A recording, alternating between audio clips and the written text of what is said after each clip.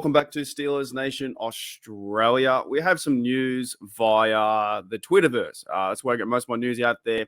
And I was going to cover something different today, but maybe I might do it tomorrow in terms of the offense. And I want to talk about Jefferson and some of the Falcon players that have came from that team now to the Steelers. But this caught my attention, and this was with Cameron Heyward. So I saw him, and Cameron Heyward's pretty vocal on the Twitterverse and backing his stance and his team and backing his mentality, what he thinks about his Steelers and his play and his physicality. That's why I like Cam. Cam, hopefully they can sort of deal out in the coming few weeks. I don't know what's going to happen, but hopefully they can sort of deal out with a 2-year, 3-year extension. I love Cam. He needs to be a Steeler until he's not. Rightio. But this whole thing, this was last year. Last year as well, it was the Myles Garrett thing, pressures and the pass, rush, win rate, swimming through the O-line, almost getting there, putting your hands up, but no sack, right? Now, Cameron Heyward has been on Twitter, and he says his sacks greater than pressures, and then also pressures greater than no pressure. Of course, no pressure means that the quarterback sits back there like Mahomes and just, dimes and finds his targets downfield, and next minute you've just got your defense sucks, right? And you're letting up too many big yards. But there was a clip with, I believe, the Raiders pass rusher, Crosby. Is it Max Crosby? He was talking to some young blokes how to play the game. And then someone came in and said, well, it's better to get pressures and this kind of stuff. I don't watch the game for someone to almost get there, put their hands up, and let them throw the ball. The idea is to go and tackle the quarterback to get a sack. Now, when Cameron Heyward said this, sacks equal pressures. My apologies. Sacks greater than pressures, pressures greater than no pressure. There was some kickback. And if you've heard of the bloke Trey Wingo, he's a media personality out there. And he's a good bloke. I like Trey's stuff. However, he said this. Trey said this is why pressures are better, more productive stat than sacks. If you can get them on the ground, great. But make them uncomfortable, move them. It's just fine, if not more efficient. Now, for me personally, I disagree 1,000%. A pressure just means that you've gone through the line and maybe you and your buddy next to your D-line mate, if it's Cameron Heyward and TJ Watt are running down the quarterback, they've scrolled out, they still have the ball and they throw the ball away. You know what? It goes to being complete. But there's still a chance that pressure can lead to a to a completion. If you go back to Super Bowl 43, they didn't get to Ben. There was pressure. Ben stood in the pocket and delivered an absolute dime to San Antonio Holmes in the end zone catch. Would you rather a pressure or would you rather a sack? 1,000% you'd rather a sack. Now, let me give you guys an example of that. Most of the comments I would probably say we'd rather see Pittsburgh Steelers get a sack. And for many years, we led that category like 3 or 4 years in a row. And then I think a few years ago it stopped because we haven't got that consistent pressure. TJ Watt got 19 sacks last year. TJ Watt got 22 a few years ago, and he should have broke the record versus Lamar Jackson.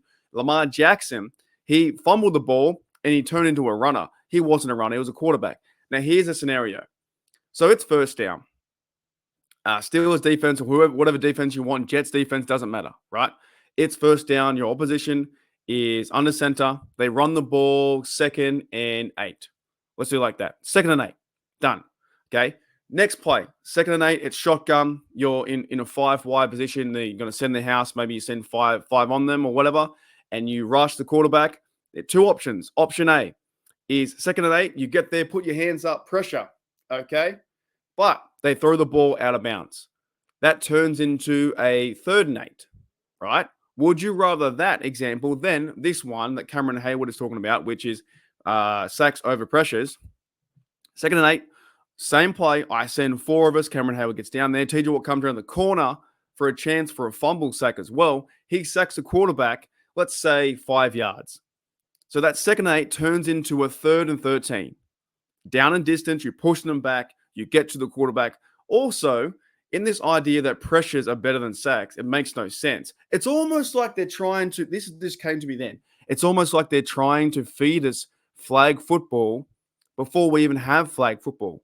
Maybe in 8 years' time, they'll call it a pressure and you touch the quarterback and they're down.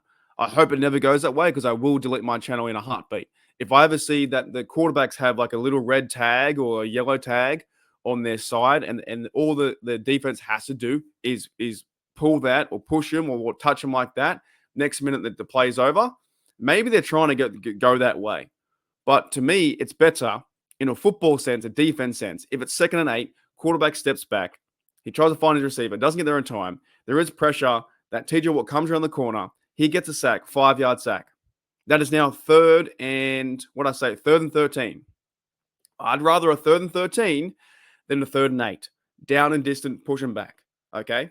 Here's the other thing, the other problem with this whole pressure versus sack, this stupid arguments that's around here. I want to bring this up too. This to me, this bloke, I don't bring his stuff up that much, but he just overly annoys me. Here it is. So he says here, Benjamin Ulreich, I think he's a Denver Broncos guy, and he's always in everything. I don't know if he works for Pro Football Focus or something like that, but he's out there. He tried to fact check Cam, right? Because Cam said pressures are good, but more productive stat is a sack that can lead to a turnover. Pressures can be misleading, and when the play results in sacks, that's the goal. 100%. The goal is to go sack the quarterback to push them back and force a fumble and get a down and distance going to 3rd and 15, 3rd and 17. I'd rather a 3rd and 17 than I would rather a 3rd and 10. So Ben had this pushback and said, a sack leaves the ball in the offense's hands, right? A pressure has a chance for leading to an interception, which is tremendously more conducive to your team scoring points. See, that to me is stupid. I'd rather sack the quarterback at a 3rd and 17 than I would allow the quarterback like Mahomes or Josh Allen or Lamar Jackson to run around, scramble, and throw the ball down the field to get 20-yard pass. There's no real evidence or there's no real stats correlation that if you pressure the quarterback, they're going to throw a pick. I haven't got the stats on me, but from football that you and I watch, just because you get a pressure doesn't mean they're going to throw a bad pass towards our defense and get a pick. Actually, if you go to stats, how many picks do you get a game? Maybe 4, 3 on average. So I'd rather get a sack to push them back. This kind of stuff at this point in time in July is nonsense to me. Cameron Heyward is trying to say to the world, he plays a D-line position, that sacks are better than pressures. And it makes sense. Overall, you want to get a pressure. You want to put as much pressure on the quarterback as possible. But Pro Football Focus has taken over this idea. Myles Garrett won the award last year, Defensive Player of the Year. It should have won to TJ Watt. He had much better stats in terms of tackles, sacks, and overall pressures. But the pass rush win rate went towards Myles Garrett, which is dumb. Absolutely dumb.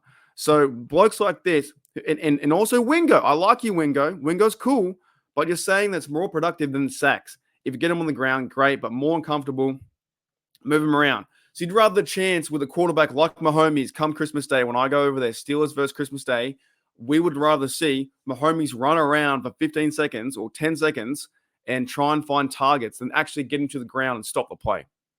I don't know what you guys, is it stop the cap? Like this to me is just these things, it fires up Cameron Hayward and it fires me up too.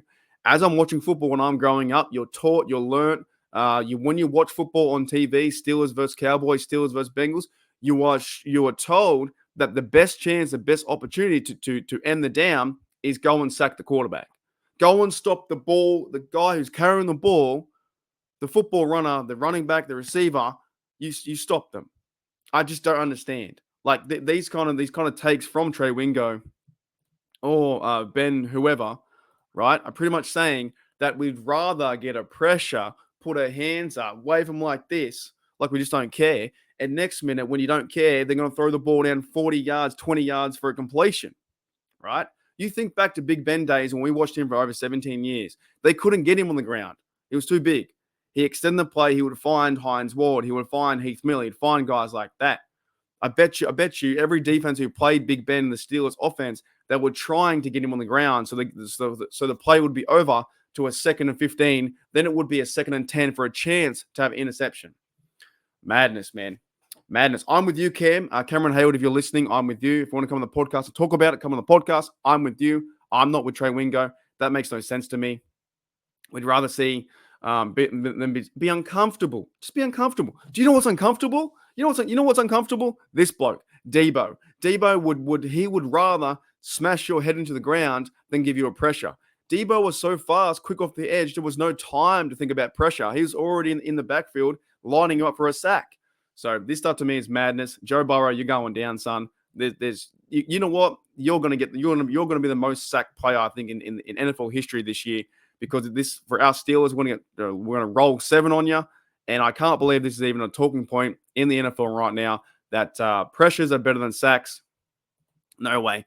The idea of a sack is to go and end the play, push them back, make a 2nd and 10 into a 3rd and 15. That means you have a much better chance to get off the field on 3rd and 15 than you do to have a chance of being a 3rd and 10. It's pushing back 5 more yards, and also with the sack fumble, round the corner, bang, TJ Watt picks up the ball and runs to the end zone like he did versus the Chiefs in the playoffs. I'm done.